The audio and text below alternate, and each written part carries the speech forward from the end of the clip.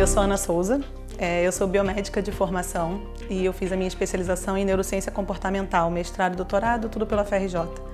E aí eu brinco que toda vez que eu falo que eu sou neurocientista, os alunos ou as pessoas com quem eu faço palestra ficam meio curiosas e acham até um pouco interessante que tem uma neurocientista na frente deles falando para falar num evento de shopper ou falar num evento sobre desenvolvimento de comunicação. E por que isso, né? Por que neurocientista, né?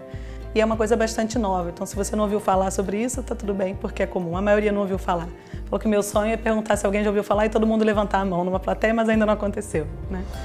Neurociência do consumo é uma área também conhecida como neuromarketing, que é um outro termo que tem sido bastante utilizado para definir todas as pesquisas que utilizam conhecimento ou técnicas e ferramentas neurocientíficas para entender a fundo o que é o comportamento do consumidor. Então, entender a reação dele frente a alguns estímulos de marketing, como diferentes embalagens, uma estratégia de comunicação, né? E com isso, saber melhor o que as pessoas querem. Hoje a gente vive um momento que eu acho que determina muito por que a neurociência passa a fazer parte do dia a dia, então, de áreas como marketing e diferentes ramos dentro dele, né?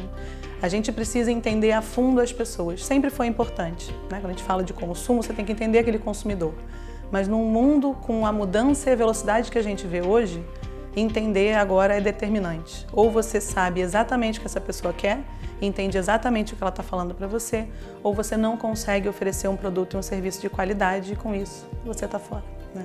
A gente hoje vive um momento que todo mundo fala da importância de criar experiências marcantes, né? Mais do que um produto ou mais do que um serviço, você tem que oferecer uma experiência diferenciada para o seu consumidor. Tem um estudo de Payne e Gilmore que é bem interessante, que mostra essa mudança no mercado ao longo do tempo. Então você tinha a comercialização das commodities, depois você tem a Revolução Industrial e começa a ter a oferta de bens de consumo. Os bens de consumo se tornam comoditizados e aí surgem os serviços como uma forma de se diferenciar e agregar valor, né? E pouco a pouco os serviços também são comoditizados. Desse estágio a gente passa então para o estágio da experiência, que é o momento que a gente hoje está vivendo no Brasil e fora já está saindo até para a questão de você trabalhar com propósito, né? Que é uma outra relação que se tem dentro da questão do mercado.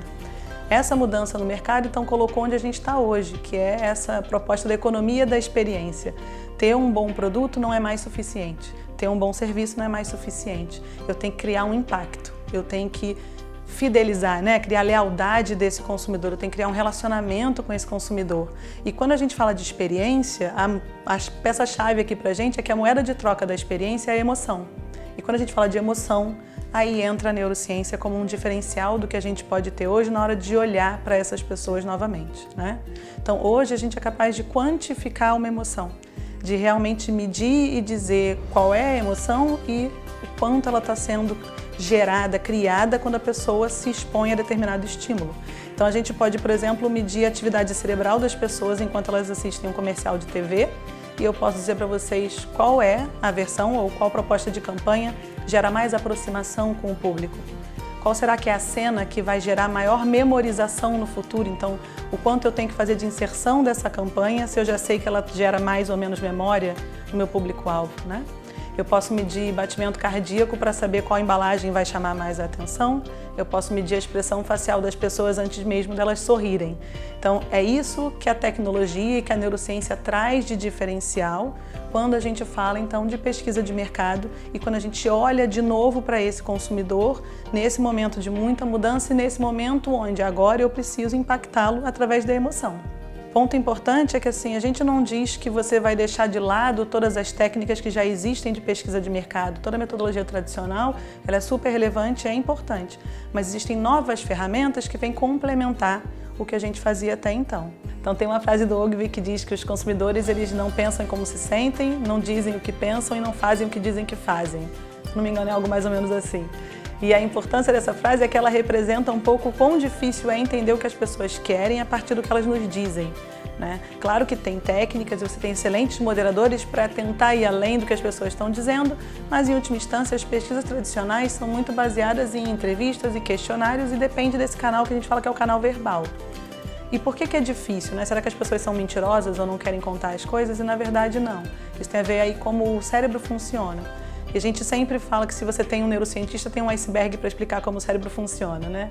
Então o iceberg é um modelo interessante porque se a gente imagina que o iceberg é o funcionamento do cérebro e que a linha da água é o limite da consciência, tudo que eu consigo ver do iceberg é um processamento consciente.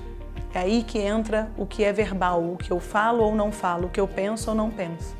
Tudo que está abaixo da água, da linha da água, é um processamento inconsciente, ok? Que é essa parte automática. As pesquisas tradicionais vão se concentrar na porção de cima do iceberg, porque dependem do canal verbal. E a gente já consegue saber muita coisa assim. Mas a neurociência vai tentar atingir o que está abaixo da linha da água. Será que eu posso ver o que mais acontece com essas pessoas quando elas têm esse contato com esses estímulos de marketing? E a emoção e a tomada de decisão ocorrem nessa parte do iceberg.